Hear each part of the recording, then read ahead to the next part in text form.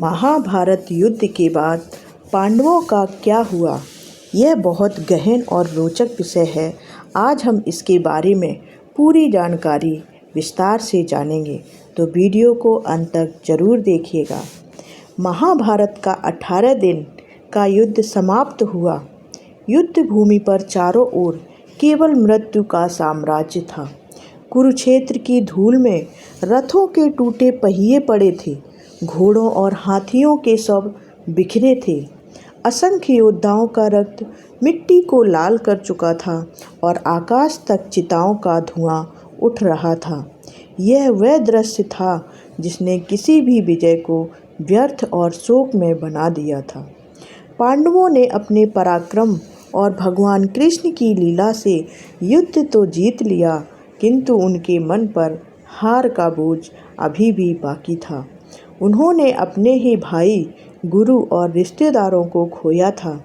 युधिष्ठिर, जिन्हें धर्मराज कहा जाता था, विजय श्री उनके चरणों में थी, किंतु वे गहन अपराध बोध और शोक में डूबे थे। उनके हृदय में यही प्रश्न था कि इतनी हत्या और विनाश के बाद इस राज्य का क्या अर्थ है। भीष्म पितामह बाणों की शैया पर पड़े थे। द्रोणाचार्य का अंत हो चुका था। कर्ण, जो वास्तव में उनका ही भाई था, युद्ध भूमि पर निठाल पड़ा था। अर्जुन का पुत्र अभिमन्यु वीर गति को प्राप्त हो चुका था। घटोत्कच का बलिदान हो चुका था। हर ओर अपने प्रियजनों की अनुपस्थिति पांडवों के लिए इस विजय को शोक गाथा बना रही थी। युधिष्ठिर ने निश्चय कर लिया कि वे राज्य का भार नहीं उठाएंगे। उन्होंने घोषणा कर दी कि अब हस्तिनापुर पर वे शासन नहीं करेंगे, क्योंकि इस विजय की कीमत इतनी भयावह थी कि उसके बाद शासन करना अधर्म होगा। उस समय भगवान कृष्ण ने उन्हें समझाया। भगवान कृष्ण ने कहा कि युद्ध अनिवार्य था। यह धर्म और अधर्म की टकराहट थी। अब जब अधर्म पर विजय मिल चुकी है, तो धर्म को स्थापित करना ही आपका कर्तव्य है। यदि आप राज्य नहीं संभालोगे तो यह प्रजा और भी दुख में डूब जाएगी। व्यास मुनि ने भी यही उपदेश दिया और युधिष्ठिर अनिच्छा से ही सही, लेकिन गद्दी पर बैठ गए। भीम, अर्जुन, नकुल और सहदेव उनके साथ खड़े थे और इस प्रकार हस्तिनापुर का पुनर्निर्माण शुरू हुआ। पांडवों ने लगभग 36 वर्षों तक हस्तिनापुर पर शासन किया।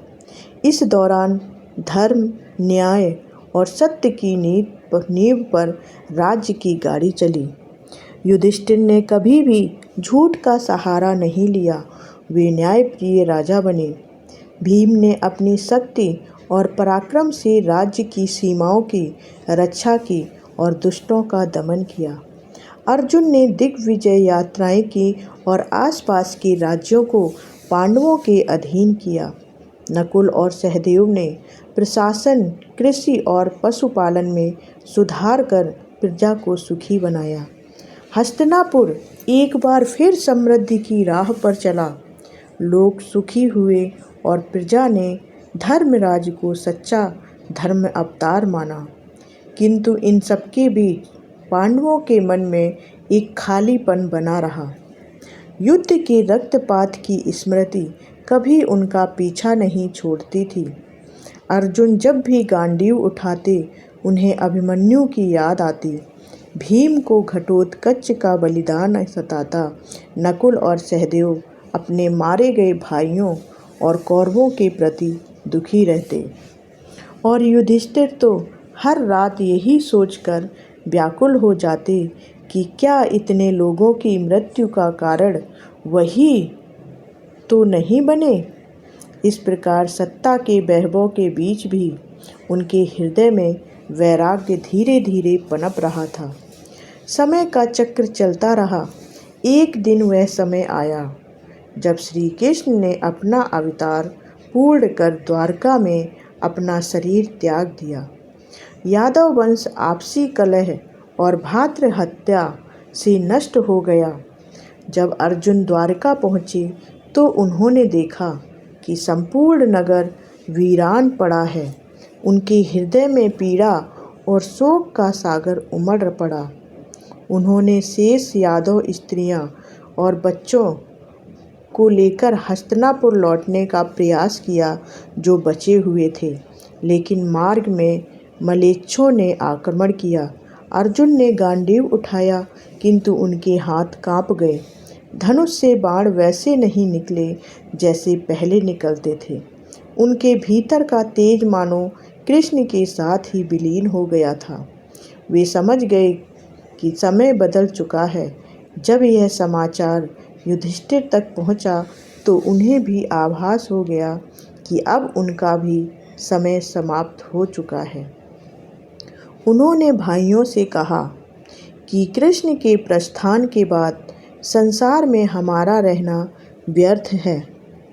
अब हमें भी इस सांसारिक मोह को त्याग कर आत्मा की मुक्ति की ओर बढ़ना चाहिए।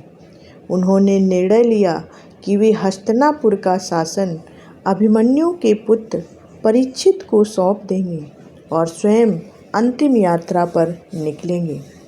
भाइयों ने और द्रौपदी ने इस निश्चय में सहमति दी। इस प्रकार महाप्रस्थान की शुरुआत हुई। पांडवों ने परीक्षित को गद्दी सौंपी, जनता को विदाई दी और द्रौपदी तथा एक कुत्ते के साथ हिमालय की ओर प्रस्थान किया।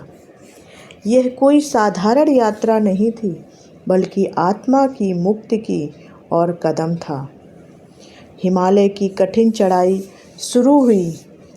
हिमालय की ठंडी हवाएं, बर्फ़ की चोटियाँ, भोजन और पानी की कमी, शरीर की थकान, सब कुछ इस यात्रा को असंभव बना रही थी। किंतु वे सब जानते थे कि अब लौटना नहीं है। सबसे पहले द्रौपदी का शरीर टूटा। वह थक कर गिर गईं और वहीं उनकी अंतिम सांसें थम गईं। युधिष्ठिर ने भाइयों को समझाया कि द्रौपदी का पतन इसलिए हुआ क्योंकि उनके मन में अर्जुन के प्रति विशेष मोह था। फिर यात्रा आगे बढ़ी। कुछ दूर सहदेव गिर पड़े। युधिष्ठिर ने कहा कि सहदेव को अपने ज्ञान पर गर्व था, इस कारण वे इस यात्रा में टिक ना सके। उसके बाद नकुल गिर गए। युधिष्ठिर ने कहा कि नकुल अपनी सुंदरता और रूप पर अहंकार करते थे। फिर अर्जुन का शरीर थक कर गिर गया। धर्मराज ने कहा कि अर्जुन को अपने पराक्रम और धनुर्विद्या पर गर्व था, इसलिए वे नहीं टिक पाए। अंत में भीम गिरे।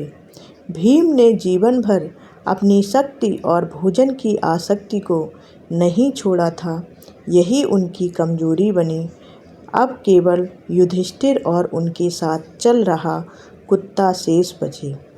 युधिष्ठिर ने एक क्षण भी पीछे मुड़कर नहीं देखा। वे धर्म, धैर्य और वैराग्य के साथ आगे बढ़ते रहे। अंततः वे स्वर्ग के द्वार तक पहुँचे। वहाँ देवताओं ने उनका स्वागत किया, किंतु कुत्ते को प्रवेश से रोका। युधिष्ठिर ने स्पष्ट कहा कि यह कुत्ता भी मेरे साथ आया है, मैं इसे छोड़कर स्वर्ग नहीं जाऊंगा। तभी वह कुत्ता धर्मराज के रूप में प्रकट हुआ और युधिष्ठिर की परीक्षा पूरी हुई। स्वर्ग में पहुंचकर युधिष्ठिर ने देखा कि दुर्योधन पहले से वहां विद्यमान है, किंतु उनके भाई और द्रौपदी वहां नहीं हैं। उन्हें बताया गया कि वे नरक में हैं। युधिष्ठिर ने बिना देर किए हुए कहा कि मुझे अकेले स्वर्ग का सुख नहीं चाहिए। जहाँ मेरे भाई और द्रौपदी हैं, मैं वहीं रहूँगा। यदि उन्हें नरक में रहना है तो मैं भी नरक में ही रहूँगा। यही करुणा और धर्म का सर्वोच्च रूप था। देवताओं ने प्रकट होकर कहा कि यह केवल आपकी अंतिम परीक्षा थी। आपके भाई और द्रौपदी वास्तव में नरक में नहीं हैं। सबका पाप क्षमा हो चुका है और अब सब स्वर्ग में एक साथ मिलेंगे। इस प्रकार सभी पांडव और द्रौपदी स्वर्ग में पुनः मिल गए। पांडवों की यह अंतिम यात्रा हमें यह गहरी शिक्षा देती है कि सत्ता, वैभव, पराक्रम, सौंदर्य और ज्ञान सब क्षणिक हैं। अहंकार मनुष्य को गिरा देता है, आसक्ति बंधन में बांध देती है। अंत में जो स्थायी है वह है धर्म, करुणा और सत्य। युधिष्ठिर ने जीवन के हर मोड़ पर धर्म का साथ नहीं छोड़ा और इसी कारण वे अंतिम परीक्षा में सफल हुए। महाभारत का यह भाग हमें बताता है कि जीवन का लक्ष्य केवल युद्ध जीतना, राज्य पाना या धन इकट्ठा करना नहीं है। जीवन का सच्चा उद्देश्य आत्मा की मुक्ति और ईश्वर से मिलन है। पांडवों की कहानी केवल एक युद्ध कथा नहीं बल्कि मानव जीवन का दर्पण थी। यह हमें दिखाती है कि हर विजय अस्थायी है और हर पराजय एक शिक्षा है। अंततः हमें धर्म का मार्ग चुनना ही पड़ता है। उनका अंतिम सफ़र इस सत्य को उजागर करता है कि जब तक मनुष्य मोह, गर्व और आसक्ति में बंधा रहेगा तब तक वह मुक्ति को नहीं पा सकेगा। युधिष्ठिर की निष्ठा हमें यह सिखाती है कि धर्म का पालन कठिन हो सकता है, लेकिन वही आत्मा को शांति देता है। आज भी जब हम पांडवों की कथा सुनते हैं तो यह केवल अतीत की गाथा नहीं लगती बल्कि वर्तमान जीवन की सच्चाई प्रतीत होती है। जब भी हम अहंकार, मोह या लोभ में फंसते हैं, हमें याद करना चाहिए कि यही दोष मनुष्य को मार्ग में गिरा देते हैं। जब भी हम कठिनाई में हों, हमें युधिष्ठिर की तरह धैर्य और धर्म का पालन करना चाहिए। और जब भी हमें चुनाव करना हो कि अकेले स्वर्ग का सुख चुनें या अपने प्रियजनों के साथ दुख बांटें, तो हमें याद रखना चाहिए कि सच्चा धर्म वही है जो करुणा और त्याग से भरा हो। महाभारत युद्ध के बाद पांडवों की यह यात्रा हमें यही सिखाती है कि जीवन अस्थायी है, सत्ता अस्थायी है, परंतु आत्मा शाश्वत है। अंत में वही मनुष्य सफल होता है जो धर्म के मार्ग पर चलता है और ईश्वर से मिलन की ओर अग्रसर होता है। पांडवों का यह सफ़र मृत्यु से आगे बढ़कर आत्मा की मुक्ति की गाथा है, जो युगों युगों तक हमें धर्म और सत्य की ओर प्रेरित करती रहेगी। तो ऐसी ही धार्मिक और रहस्यमय भरी कथाओं को लेकर हम आते रहेंगे। तो अगली कथा को जानने के लिए हमारे चैनल को सब्सक्राइब कर लीजिए, वीडियो को लाइक करें और यह जानकारी अपने मित्रों को शेयर करें। धन्यवाद।